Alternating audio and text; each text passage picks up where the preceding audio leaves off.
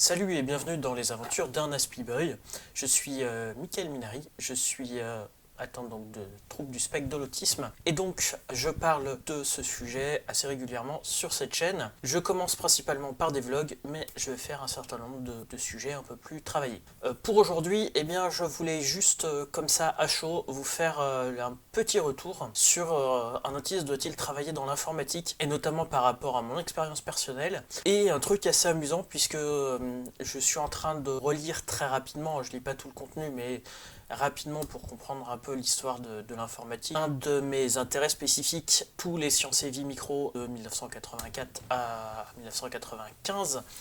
J'en avais eu quelques-uns avant. Et là, en fait, je suis tombé sur le numéro 5, 1984, sur ceux qui travaillaient dans l'informatique à l'époque. Et justement, il parlait des personnes qui peuvent ou pas travailler dans l'informatique. Alors à l'époque, on parlait pas du tout d'autisme. En France, à l'époque, les autistes, c'était ceux qui se tapaient la tête contre les murs et qui ne pouvaient pas parler. On avait un spectre très très restreint de ce qu'on pouvait parler d'autistes. Les gens comme moi, comme nous, étaient plus des gens bizarres que des gens autistes à l'époque. Donc on pouvait voir donc les métiers de l'informatique. Et il parlait déjà des SS2I. Alors SS2I, pour ceux qui ne connaissent pas, d'ailleurs maintenant ça s'appelle ESN. C'est Société de services en ingénierie informatique. Toutes ces sociétés-là, c'est des sociétés qui proposent des gens à des clients et ces personnes-là vont travailler pour des clients. Si je vous parle de ça bien là aujourd'hui, c'est parce qu'en fait, beaucoup disent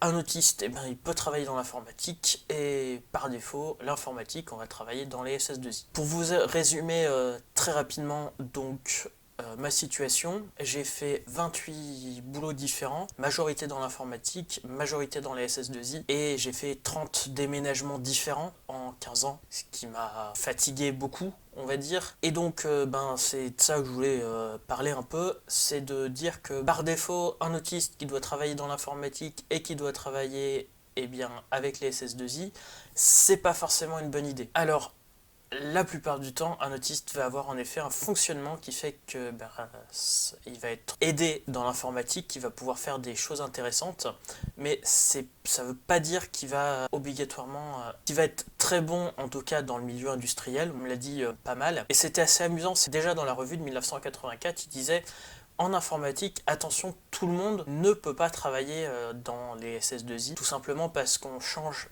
très souvent d'entreprise, on change très souvent de sujet et on ne peut pas aller à fond dans le sujet.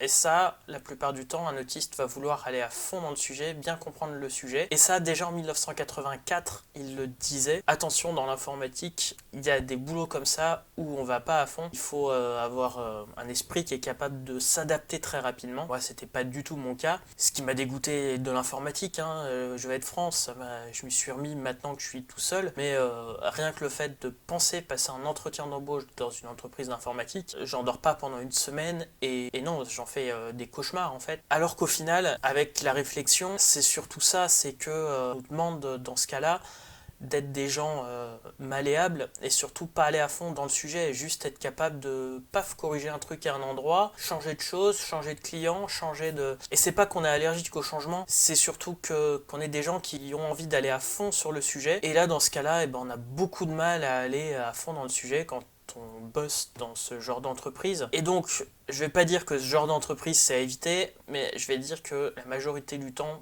pour un autiste, ça va être très compliqué. Et donc, c'est la meilleure solution pour le dégoûter de l'informatique. Donc, pour moi, attention à ça. N'envoyez pas n'importe qui là comme ça à dire oui, travailler dans une SS2I. Je pense pas que ça soit une bonne idée parce qu'on a besoin d'avoir un esprit à fond et peut-être que dans l'informatique ça peut être intéressant justement dans les équipes de recherche, pas forcément en tant que chercheur, mais dans les équipes de recherche où on va aller à fond sur un sujet, dans des équipes informatiques de grandes entreprises où on peut aller à fond dans le sujet ou ce que j'ai choisi moi actuellement en tant qu'indépendant. Moi pour l'instant je vais aller à fond dans mes sujets mais qui m'intéressent et qui servent pas à des entreprises tout de suite, mais le but ça va être de créer des jeux ou alors d'avoir une expertise suffisante sur certains vieux systèmes qui vont me permettre d'ici 2-3 ans j'espère en tout cas de vendre mes services, des services très spécifiques dans mes domaines d'intérêt, à des entreprises, à des gens